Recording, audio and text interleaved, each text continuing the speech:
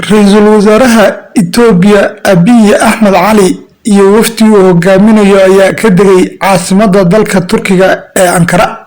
isagoo garoonka diyaaradaha ee Ankara ay ku soo dhaweeyeen safiirka Itoobiya u fadhiya Ankara shaqaalaha safaaradda iyo xubno ka mid ah hogaaminta dalka Turkiga. kadibna madaxweynaha dalkaas Recep Tayyip Erdogan ayaa ku qaabilay qasrigiisa madaxtooyada ee dalkaasi looga arrimiyo. haddaba weli lama faahfaahinin ujeedka safarka ra'iisul wasaare Abiy iyo wafdigiisu ku tageen Ankara, balse waxaa la saadaalinayaa inuu socdaalka Abiy daaran yahay inuu taageero sanad ciidan oo dayn iyo deeq isugu jirta uu ka rabo dalka Turkiga. culimada falanqeysa siyaasadda iyo xiriirka caalamiga ah ee dalalka dunidu leeyihiin ayaa u arka socdaalka Abiy ee taageero doonka ah inuu ku ngoobi doono marka laga eego dalka Turkiga danihiisa dhaqaale, military iyo diblomaasiyad intaba, oo taageerada Itoobiya aysan waxba hadda ugu jirin, iyo maadaama dalka Turkigu yahay dad muslim ah Itoobiyana Kiristano badan tahay, halka khubarada siyaasadda qaarkood sheegayaan inay macquul tahay in Turkigu taageero u fidiyo Abiy maadaama Turkigu xifaaltan siyaasadeed oo gaamuray kala dhexeeyo dalka Masar.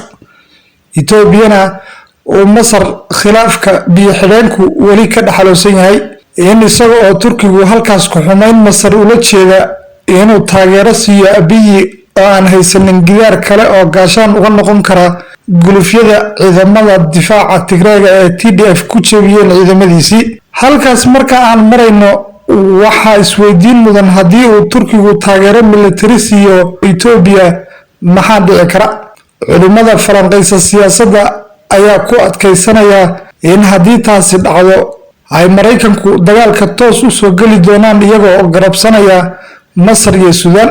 isla markaana garab iyo gaashaan u noqonaya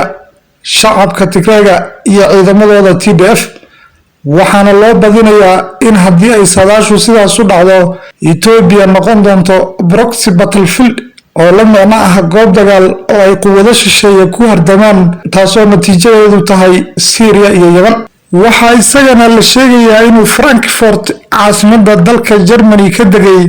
madaxii sirdoonka Itoobiya Tamasga, isagoo ay wehelinayaan shakhsiyaad maalqabeeno axmaaro ah. ujeedka socdaalka sirdoonkan lama baahinin, waxaase loo malaynayaa inuu mubaayaco taageero Itoobiya u soo weydiinayo dowladda Abiy, halka dadka qaar ay sheegayaan inuu baxsad yahay. safaradan Abiy iyo sirdoonkiisu ku kala tageen Turkiga iyo Germany ayaa yimid xilli awood ciidan ahaan, mid dhaqaale ahaan iyo mid diblomaasiyadeed Itoobiya wiiqantay, isla markaana jamhado garab la ah TDF iyo kuwo siyaasad ahaan taageero u ah TPLF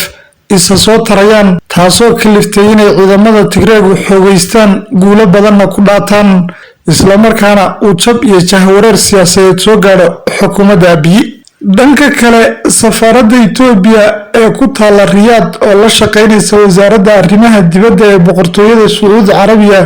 ayaa diyaar u ah inay muhaajiriinta aan ka diiwaan gashanayn dalka Sacuudiga ee Itoobiyaanka ah kuna jira xarumaha xabsiyada dalkaasi inay dib ugu soo celiso dalka Itoobiya toddobaad gudihii, iyadoo Riyadh adeegsanaysa diyaaradaheeda xamuulka ee 3 Chapter Flights, sida uu qoray wargeyska Addis Standard oo ka soo xigtay Fana Broadcasting Corporation.